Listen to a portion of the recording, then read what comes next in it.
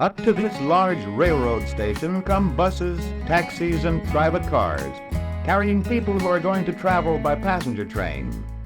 At the entrance to the station, the cars stop and the people get out. Thousands of people pass through here every day on their way to and from trains. If their train is not ready, they may stay in this large waiting room, walking about or sitting on big benches. They must go to the ticket window and get tickets before going to the train. Inside each window is a ticket seller. Each one who rides on the train must buy a ticket to the place where he is going. Money from tickets helps pay the cost of running the train. Near the trains are gates through which passengers must go. A gateman looks at the tickets to be sure that each passenger is on his way to the right train. It is almost time for this passenger train to leave the station, and the passengers are hurrying along the glistening sides of its coaches. The train will be pulled by this big streamlined diesel-electric locomotive. Its engines are warming up, and inside the cab sits Mr. Schroeder, the engineer who has driven locomotives for many years. He is ready. Inside the locomotive further back is the attendant, the engineer's assistant. He stays close to the big motors, for his job is to keep them in good running order. Burned gases from the engines go out through these pipes in the top. Each passenger can take a trunk with him free, and the last of these is going into the baggage car. Into another car go the last bags of mail. Carrying mail also helps pay the cost of running the train. Inside the mail car, railway mail clerks put together papers and letters for each town or city. The conductor, Mr. Owens, is in charge of the train. All aboard! All aboard! He signals the engineer. The train must start exactly on time, and now Mr. Schroeder must go to work. All the doors along the train are closed, and the engineer opens the throttle. Sand keeps wheels from slipping on their path of smooth steel rail. Wider and wider the throttle is open.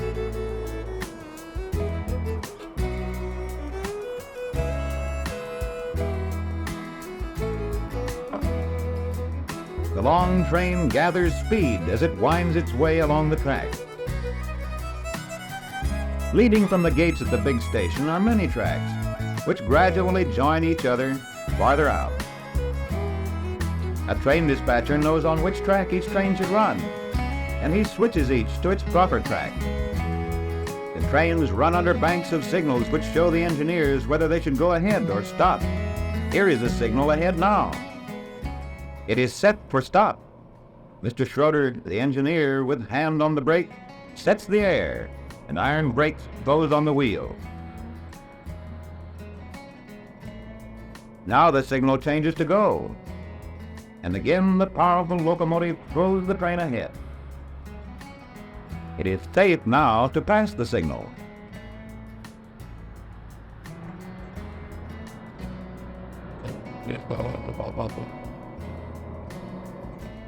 Inside one of the coaches, Mr. Owens, the conductor, is already taking up tickets, making sure that each one has paid for his ride. The passengers have comfortable seats. They can sit up or lie back easily if they want to rest. Overhead, out of the way, are racks filled with bags and parcels. The cars of the train are joined snugly together by a part called the vestibule. A highway crossing is ahead.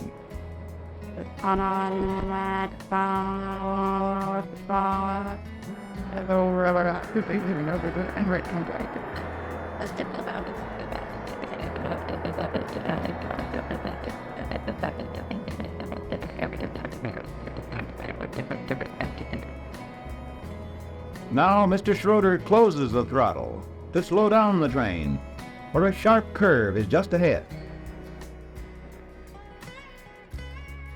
The engineer knows exactly how fast he can go with safety.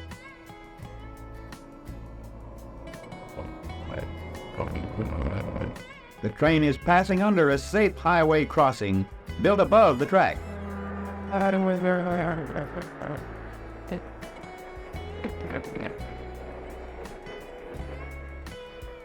And now it runs alongside a river. The river valley is level, so it is an easy place to build level tracks. The last car on this train is called the observation car. Plenty of windows and seats all about. Here there are desks where passengers may write letters, and easy chairs and lounges where they may sit comfortably and chat with each other while they enjoy such sights as this beautifully winding stream. These men are whiling away the time playing cards.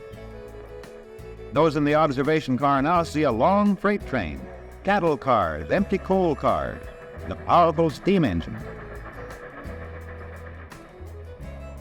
Soon, the train is going through a deep cut, made in a hillside, so the tracks could still be level.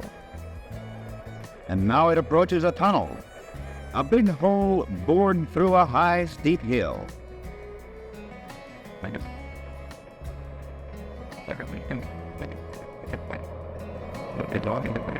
This tunnel is at historic Harper's Ferry.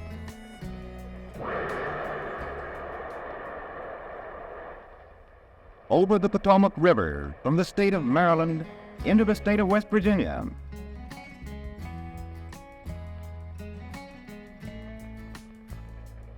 It is mealtime for the passengers, and this is the dining car, an excellent restaurant that is part of the train.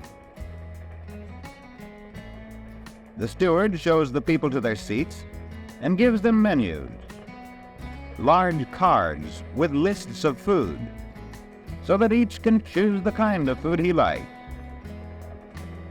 Some are already eating. A dining car is a great convenience to people traveling long distances by train. The food is brought in by waiters who are clever at balancing their large trays as the train speeds along. When the diners have decided what they want, the waiters go into the kitchen and repeat their orders to the chief cook, who is called the chef. He must keep many kinds of food on hand.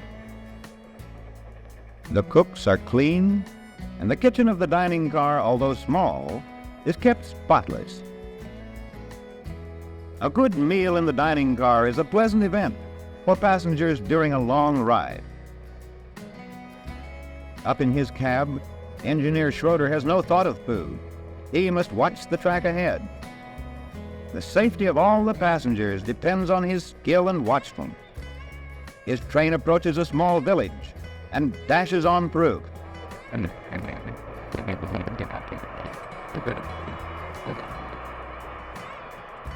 The big steel rails sag under the weight of the rushing train.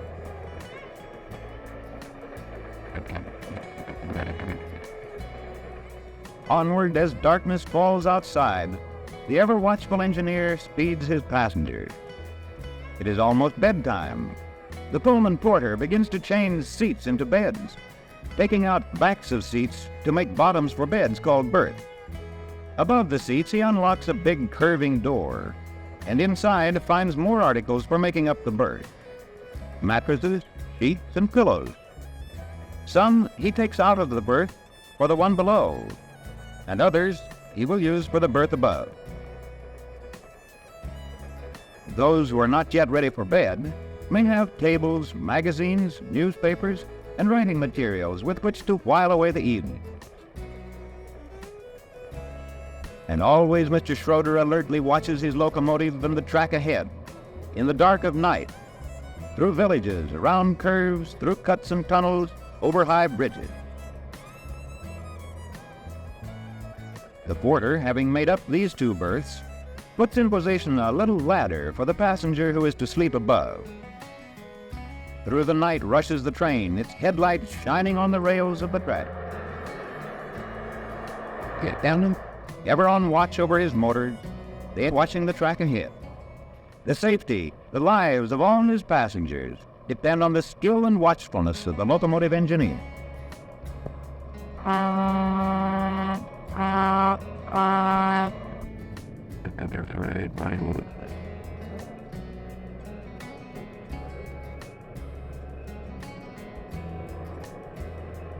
The porter carries a step for passengers so that they can get off the high cars easily.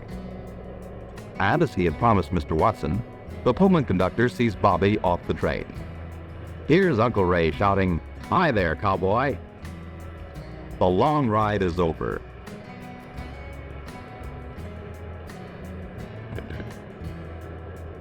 Uncle Ray's Jeep is waiting.